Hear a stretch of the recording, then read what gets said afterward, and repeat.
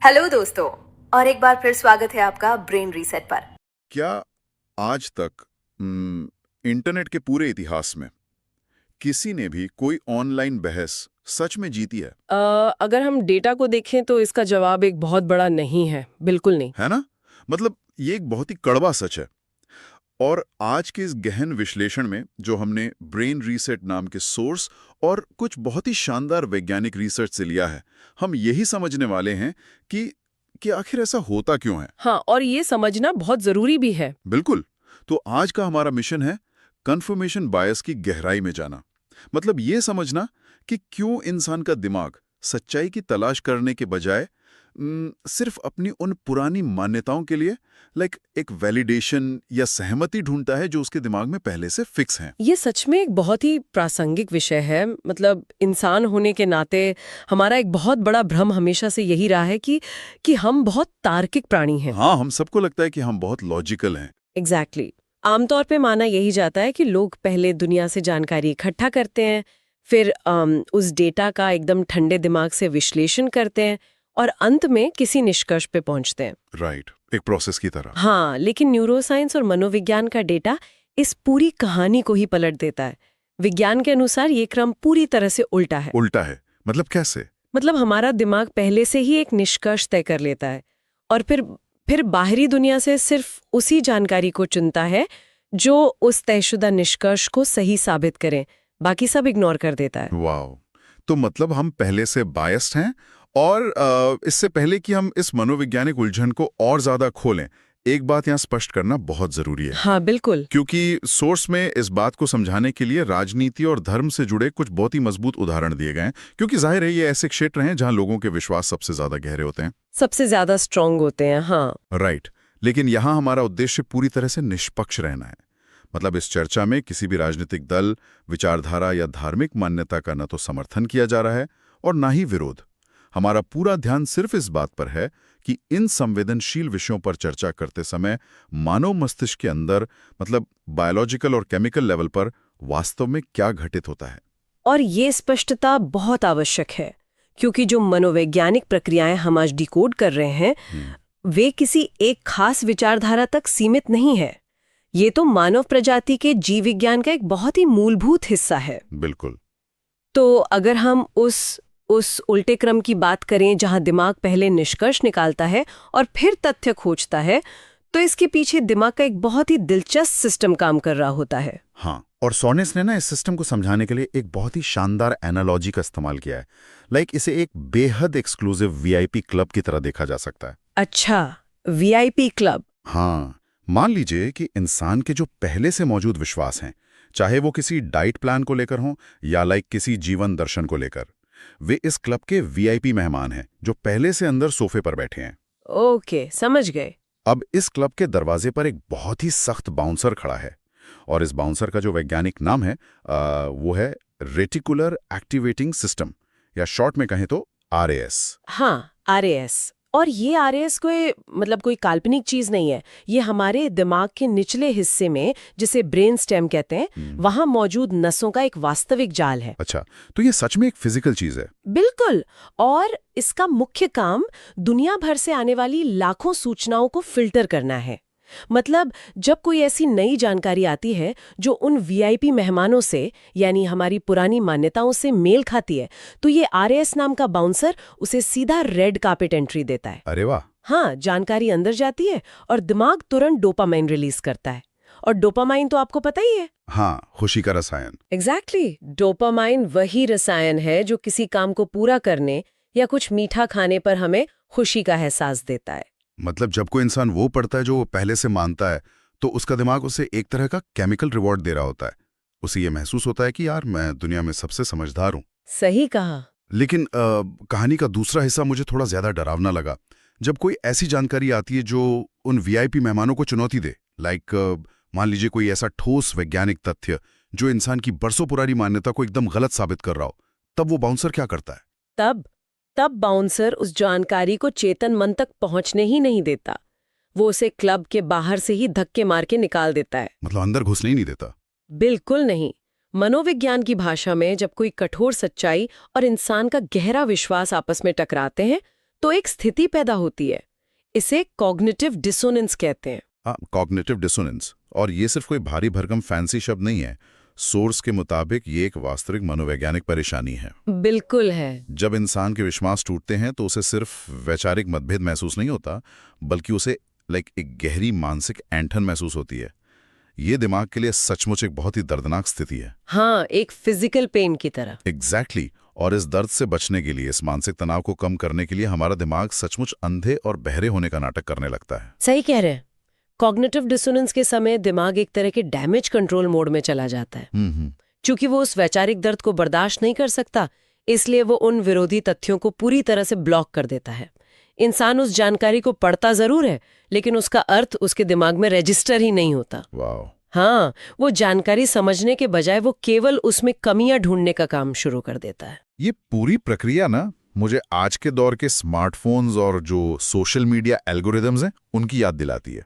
मतलब ये बिल्कुल वैसा ही है जैसे कोई ऐप काम करता है। हाँ, ये एक बहुत ही सटीक तुलना है ना? वो एल्गोरिदम सिर्फ वही वीडियो और पोस्ट दिखाता है जो इंसान पहले से पसंद करता है। ऐसा इसलिए किया जाता है ताकि इंसान खुश रहे, ऐप पर ज्यादा समय बिताए और उसका दिमाग उसी डोपामाइन लूप में फंसा रहे। एग्जैक्टली। और असल में सोशल मीडिया कंपनियों ने इसी मानवीय RAS सिस्टम की नकल की है। उन्होंने हमारे दिमाग के अंदर चलने वाले इसी कंफर्मेशन बायस को बस एक कोड में बदल दिया है। क्या बात है। मतलब तकनीक के आने से पहले ही हमारा दिमाग अपना खुद का एक सोशल मीडिया एल्गोरिदम चला रहा था। वो हमारे लिए एक ऐसी दुनिया बना रहा था जहां हमेशा सही होते हैं, ताकि हम उस मनोवैज्ञानिक दर्द से बचे रहें। बिल्कुल, एकदम सही कहा। लेकिन यहां एक बहुत बड़ा सवाल उठता है। ये जो बाउंसर की कहानी है और कॉग्निटिव डिसोनेंस है, ये सुनने में तो बहुत तार्किक लगते हैं, लेकिन क्या ये सिर्फ एक मनोवैज्ञानिक सिद्धांत है?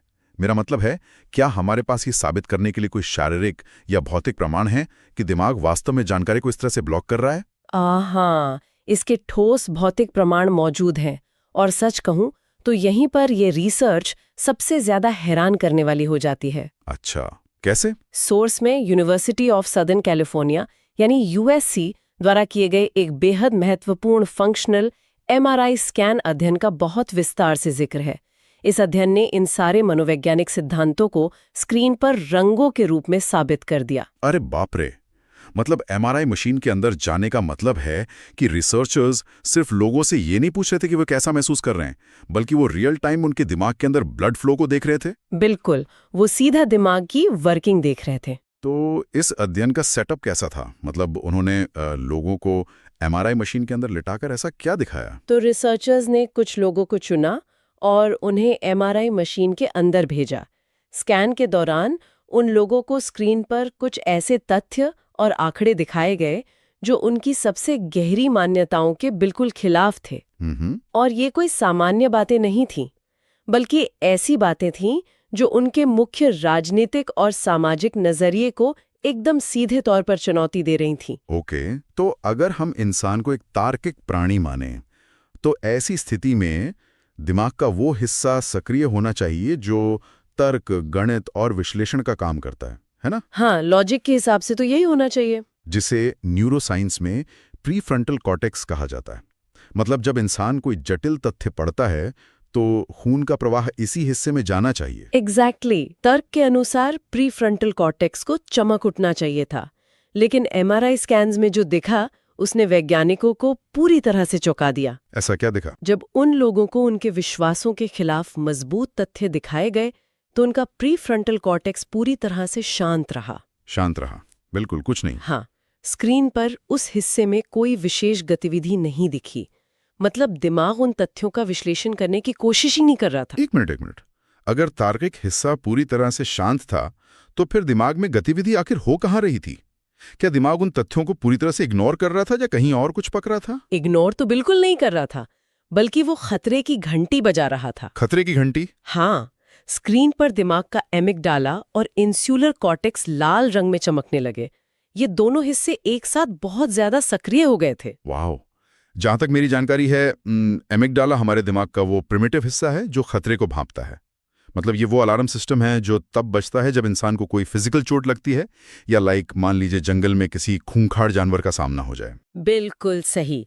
और इंसुलर कॉर्टेक्स का संबंध भी दर्द और घबराहट से ही होता है। अरे बाप रे। ये दिमाग के वे हिस्से हैं जो हमारे अस्तित्व पर खतरे के समय काम आते हैं। किसी शारीरिक हमले के दौरान फाइट और फ्लाइट यानी लड़ो या भागो की जो प्रतिक्रिया होती है वो शुरू करते हैं। शरीर में कोर्टिसोल और एड्रेनलिन जैसे स्ट्रेस हार्मोन का स्तर एकदम से बढ़ जाता है। लेकिन यहाँ मुझे एक गंभीर उलझन हो रही है। क्या इंसान का दिमाग सच में एक अलग राजनीतिक राय और एक भूखे शेर के बीच का अंतर नहीं समझ पाता? स्कैन तो यही बताते हैं। मतलब स्क्रीन पर लिखे कुछ शब्दों या तथ्यों से किसी को कौन सा शारीरिक नुकसान होने वाला है? दिमाग इतनी चरम जीवन और मृत्यु वाली प्रतिक्रिया क्यों दे रहा है? ये बहुत ही वाजिब सवाल है, लेकिन इसका जवाब हमारी आज की किताबों में नहीं बल्कि हमारे विकासवादी इतिहास यानी इवोल्यूशन में छिपा है। इवोल्यूशन में? हाँ, इसे समझने के लिए हमें आज से लाखों साल पीछे पाषाण युग में जाना होगा। सोचिए, जब हमारे पूर्वज जंगलों में शिकार करते थे तो उनके लिए अकेले जिंदा रहना लगभग नामुमकिन था। मौसम, जंगली जानवर, भूखमरी, इन सब से बचने का सिर्फ एक ही तरीका था, और वो था अपने कबीले या ट्राइब का हिस्सा बने रहना। एग्जैक्टली। कबीले का हिस्सा होने का मतलब था सुरक्षा। अगर कोई कबीले से बाहर गया तो उसकी मौत तय थी। और कबीले का हिस्सा बने रहने का सबसे बड़ा सबसे अहम और अलिखित नियम क्या था? यही ना कि कबीले की मान्यताओं, उनके नियमों और उनके विश्वासों को बिना किसी सवाल के स्वीकार करना। बिल्कुल। अगर कोई व्यक्ति कबीले की मुख्य मान्यताओं के खिलाफ जाता था या लगातार अलग राय रखता था तो उसे कबीले के लिए खतरा मानकर बाहर निकाल दिया जाता था। वाह, मतलब इस जमाने में कैंसल कल्चर का मतलब ट्विटर से बैन होना नहीं था, उसका मतलब था सचमुच जंगल में अकेला छोड़ दिया जाना, मौत की सजा। सही कहा, इसका सीधा मतलब मौत था। तो इसका मतलब ये है कि एवोल्यूशनरी नजरिए से अलग राय रखने का सीधा परिणाम मौत था। तो क्या आज लाखों साल बाद भी हमारे दिमाग का हार्डवेयर उसी पुराने तरीके से काम कर रहा है? हाँ, बिल्कुल। हमारा जैव विज्ञान हमारे आधुनिक समाज की तुलना में बहुत धीमी गति से बदलता है, बहुत ही धीमी। तो जब कोई हमारे गहरे विश्वास को चुनौती देने वाला तथ्य हमारे सामने रखता है तो हमारा दिमाग उसे सिर्फ एक अलग नजरिया नहीं मानता, वो उसे हमारे कबीले से बाहर निकाले जाने के खतरे के रूप में देखता है। अरे बाप रे! दिमाग का एमिगडाला एक तथ्य को सचमुच एक डेथ थ्रेट या मौत के खतरे की तरह प्रोसेस करता है और उसी के अनुसार शरीर में रसायन छोड़ता है। ये जानकारी तो सच में पूरी तरह से होश उड़ा देने वाली है ना? क्योंकि ये बताती है कि जब लोग ऑनलाइन या ऑफलाइन किसी बात पर बहस करते समय अचानक आक्रामक हो जाते हैं, उन्हें पसीना आने लगता है या उनकी आवाज तेज हो जाती है, तो वे जानबूझकर ऐसा नहीं कर रहे होते। उनका शरीर वास्तव में एक अदृश्य शेर से लड़ रहा होता है। एग्जैक्टली। यही कारण है कि जब किसी बहस में लोग तथ्य सुनते हैं तो वो ठंडे दिमाग से सोचने के बजाय एकदम डिफेंसिव हो जाते हैं, बचाव की मुद्रा में आ जाते हैं। उनका तर्कशील प्री फ्रंटल कॉर्टेक्स पूरी तरह बंद हो जाता है और एमिगडाला पूरा कंट्रोल ले लेता है। लेकिन यार, ये तो हमें एक बहुत ही निराशाजनक स्थिति में ला खड़ा करता है। अगर तथ्य खुद ब खुद इंसानों को नहीं बदल सकते क्योंकि उनका अपना जीव विज्ञान, उनका अपना ही दिमाग उन्हें ऐसा करने से रोक रहा है, तो फिर हम क्या करें? क्या हम हमेशा के लिए इस बायोलॉजिकल जाल में फंसे हुए हैं? नहीं, बिल्कुल नहीं। और यहीं पर ब्रेन रीसेट की भूमिका आती है। अच्छा, तो कोई उपाय है? हाँ, अगर हम इस न्यूरोलॉजिकल प्रक्रिया को समझ लें तो हम अपने ही जीव विज्ञान को हैक कर सकते हैं। सोर्स ने इस कन्फर्मेशन बायस को पार पाने के लिए कुछ बहुत ही बेहतरीन और प्रैक्टिकल रणनीतियां सुझाई हैं। तो अगर सीधे तथ्य काम नहीं करते तो वो कौन सा तरीका है जिससे हमें इस बायस को दरकिनार कर सकते हैं? जिसे सुकराती भ्रम या द सुक्रेटिक इल्यूजन कहा जाता है। सुक्रेटिक इल्यूजन, ये क्या है? इसका मेन फंडा ये है, जब भी किसी व्यक्ति को कोई नई बात समझानी हो या उनका नजरिया बदलना हो तो उन पर कभी भी सीधे तथ्यों, चार्ट्स या आंकड़ों से हमला ना करें। क्योंकि सीधे तथ्य फेंकने का मतलब है उनके एमिगडाला का अलार्म सिस्टम चालू कर देना। एग्जैक्टली। इसके बजाय हमें महान यूनानी दार्शनिक सुकरात का तरीका अपनाना चाहिए। सुकरात लोगों को ये नहीं बताते थे कि वे गलत हैं, वे उनसे सवाल पूछते थे। सवाल?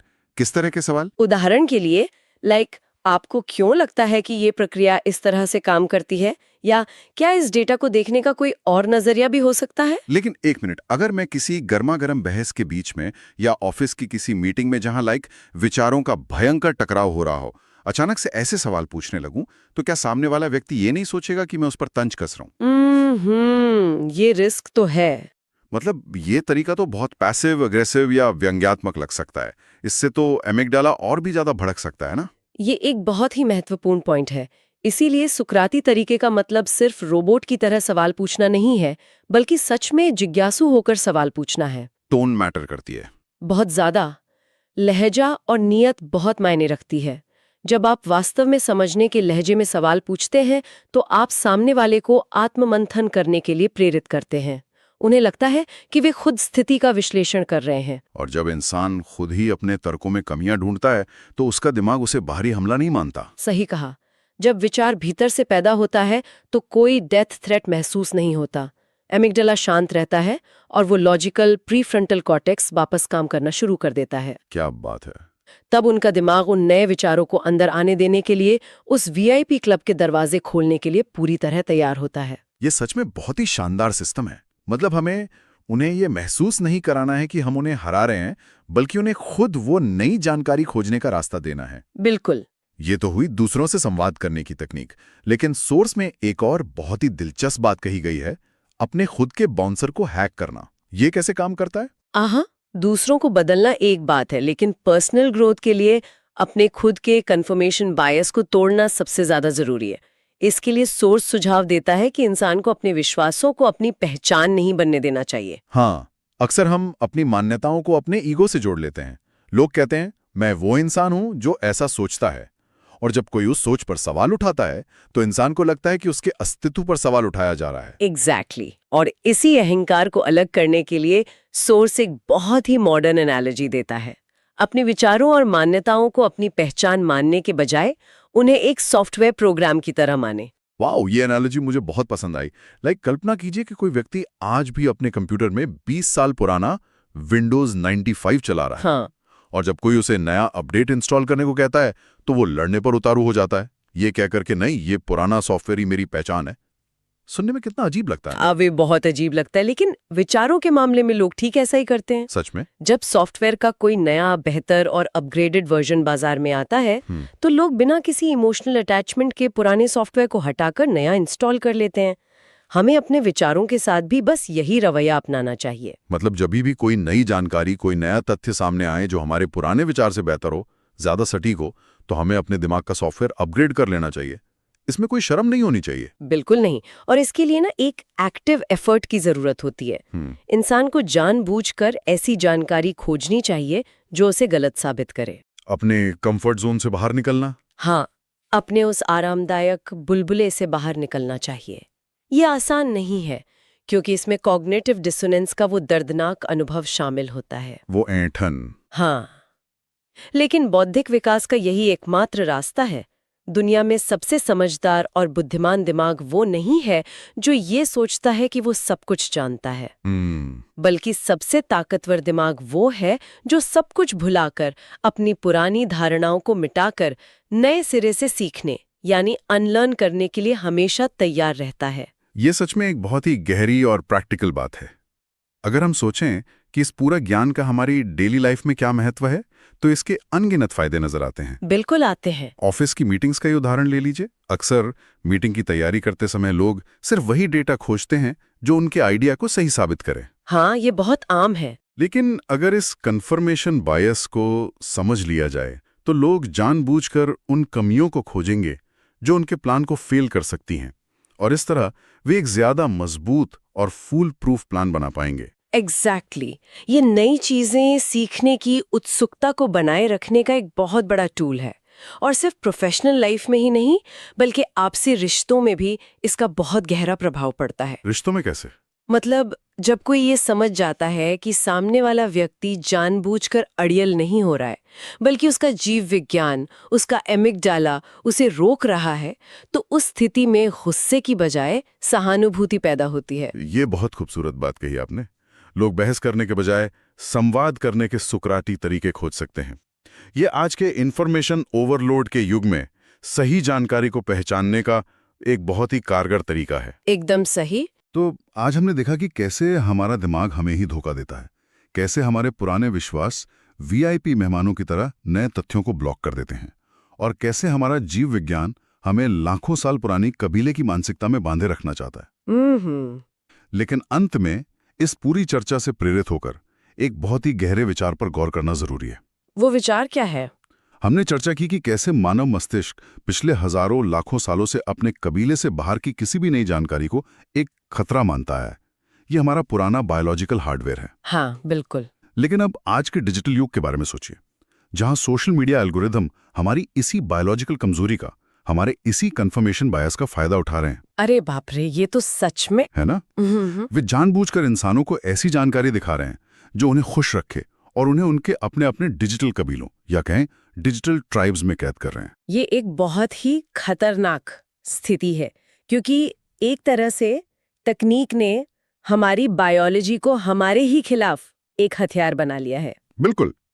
तो सोचने वाली बात यह है, अगर इंसानियत इसी तरह अपने अपने आरामदायक डिजिटल बुलबुले में कैद होती रही तो हमारा भविष्य क्या होगा? बहुत बड़ा सवाल है। क्या इस एल्गोरिदम संचालित बायस को पहचानना, इसे चुनौती देना और उन एल्गोरिदम्स को हराना जो हमें वैचारिक रूप से अंधा बना रहे हैं, क्या यही इंसानियत के लिए अगली सबसे बड़ी वैचारिक क्रांति होगी? शायद हाँ। शायद यही वो समय है जब इंसान को यह तय करना होगा कि वो अपने लाखों साल पुरानी बायोलॉजी और इन नई डिजिटल मशीनों का गुलाम बन के रहेगा या अपने दिमाग का असल में रीसेट बटन दबाएगा। बिल्कुल। तो अगली बार जब भी इंटरनेट पर किसी बहस की स्थिति बने तो कोई नया तथ्य या आंकड़ा टाइप करने से पहले थोड़ा रुकना और उसकी जगह सिर्फ एक अच्छा सा सवाल पूछना शायद सबसे बेहतरीन कदम हो सकता है। हाँ, बिल्कुल हो सकता है। आज की इस चर्चा में बस इतना ही। सीखते रहिए और अपने उस मानसिक बाउंसर पर हमेशा नजर रखिए।